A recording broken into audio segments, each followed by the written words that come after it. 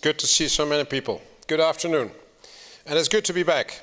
Ministers, ambassadors, ladies and gentlemen, it is a pleasure to be back in Iceland for the Arctic Circle Assembly. Getting here was a little bit difficult, but with a delay of about 4 hours, the plane was able to leave Amsterdam and arrive here. When I stood here a year ago, I spoke about the impact of Russia's unjust and brutal invasion of Ukraine.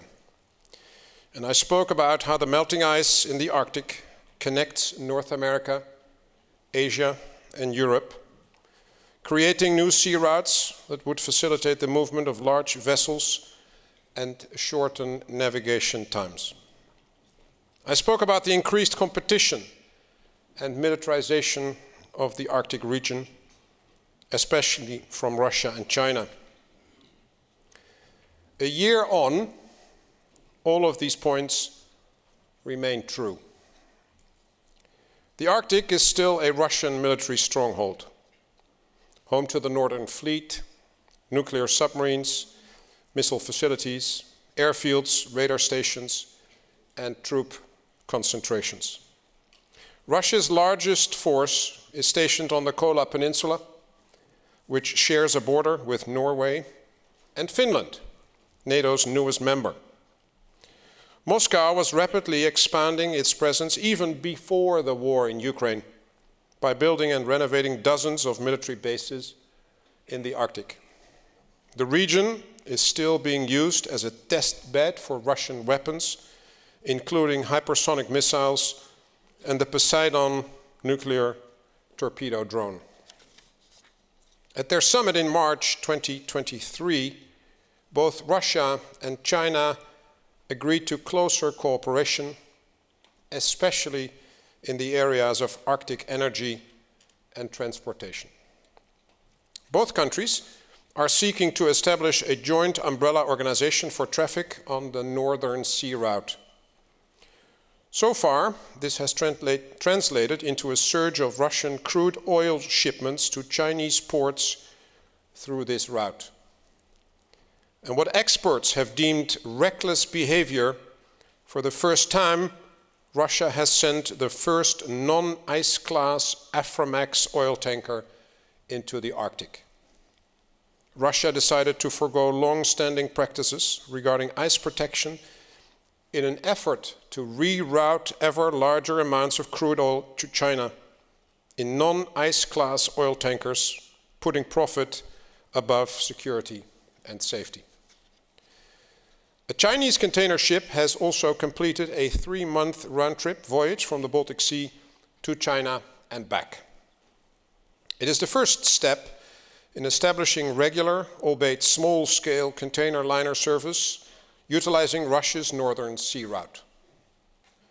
We cannot be naive and expect these new routes to solely be used by commercial vessels.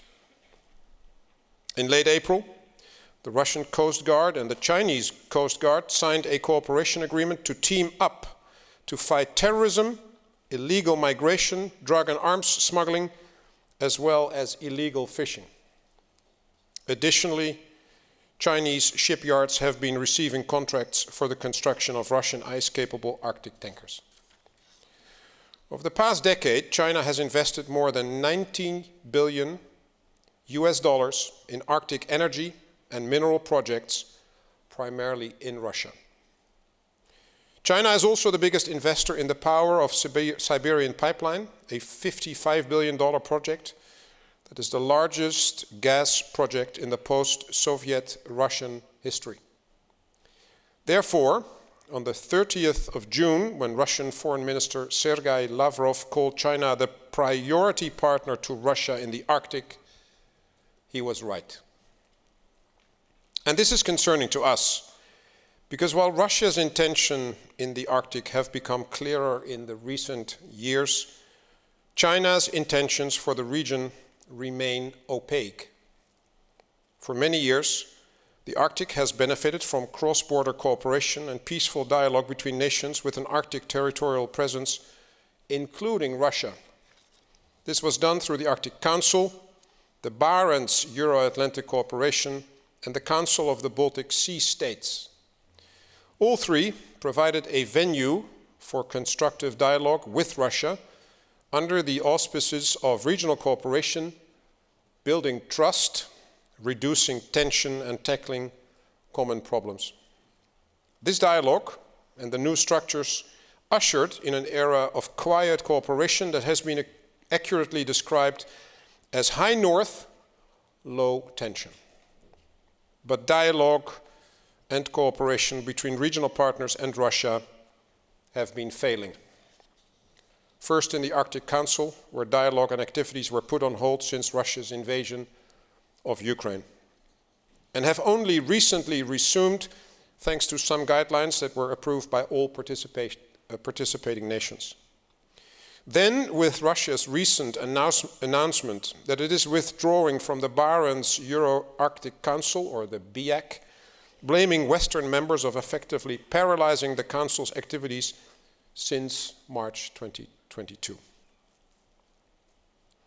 When dialogue fails, when faced with unpredictable regional actors and seeing more and more activity from adverse entities in the region with unclear intentions, NATO has had no choice but to prepare for the unexpected. If you remember, I started this speech by highlighting what hasn't changed in the region. Let me now highlight what has changed. NATO is more prepared, secure, and united than ever before. We have to prepare for the fact that conflict can present itself at any point, in any domain, including in the Arctic. We have a responsibility to protect all our allies, including the 6, soon to be 7, situated in the Arctic. The alliance has a clear interest in seeing stability, security, and peaceful cooperation in the region. It remains of strategic importance to us.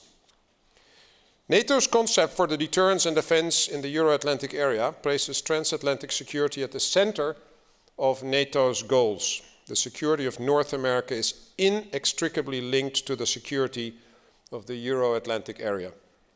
This is also reflected in our new geographically specific plans that describe how we will defend key and relevant places within our alliance. The regional plan Northwest specifically sees to the Atlantic and the European Arctic. The region falls under the command of the newest Allied Joint Force Command in Norfolk. Joint Force Command Norfolk sees to it that NATO's force posture supports Arctic operations and provides greater Arctic defense coherence. And this ensures that forces and equipment can flow between the continents in conflict and in peace. And protects freedom of navigation. As the gateway to the North Atlantic, the Arctic also hosts vital trade and communication links between North America and Europe. Data is critical to our way of life, so we are looking at ways to secure and protect our undersea cables and airwaves. 1.3 million kilometers of cables enable an estimated $10 trillion worth of financial transactions every day. Following the sabotage of the Nord Stream pipeline, and most recently the damage of the Estonian-Finnish pipeline, we have further enhanced our vigilance. NATO has doubled the number of ships patrolling the North and the Baltic Seas and stepped up intelligence sharing. NATO allies also agreed to create an undersea infrastructure cell to map vulnerabilities and coordinate efforts between NATO allies, partners, and the private sector, as well as a specialized maritime center for the security of critical undersea infrastructure within NATO's Maritime Command. On a national level, allies are also investing in new fighter planes, maritime surveillance aircraft, and ships. Norway, Finland, and Denmark have agreed to increase their defense budgets, in part to purchase more capabilities and equipment, including jets and ships, to better patrol its seas and detect non-allied submarines, including in the Arctic. Our Nordic allies are also looking to work more closely together by integrating some of their defense policies. Norway, Sweden, Finland, and Denmark have agreed to operate their approximately 250 fighter jets as a joint operational fleet and also support air policing over Iceland. Sweden and Finland have announced new military investments to accompany their NATO membership. Closer cooperation between the Nordic nations will improve unity of purpose, but also maximize planning cooperation and their defense plans for the region. NATO and allies have also increased their exercises in the region. We regularly conduct Arctic and anti-submarine exercises to ensure our forces remain ready to operate in all conditions. This year, the Arctic region has played host, most prominently, to Operation Nanook, the biggest Canadian and US-led exercise in the High North. Special Forces exercise Adamant Serpent and exercise Joint Viking 23. All these exercises allow allied and partner forces to not only train together under extreme conditions and in a harsh environment, but also to test and practice the quick movement of troops, their deployability and sustainability, as well as build interoperability between participating nations. Next year, our 4 Nordic allies, making it 5 when Sweden becomes a NATO member, will host Nordic Response, formerly Cold Response, which will fall under the auspices of the exercise Steadfast Defender 24. This exercise will be an important milestone in a common Nordic further integration into NATO and for our new regional plan, Northwest. These are but a few examples of how NATO and allies are increasing our presence and vigilance across the alliance, including in the High North.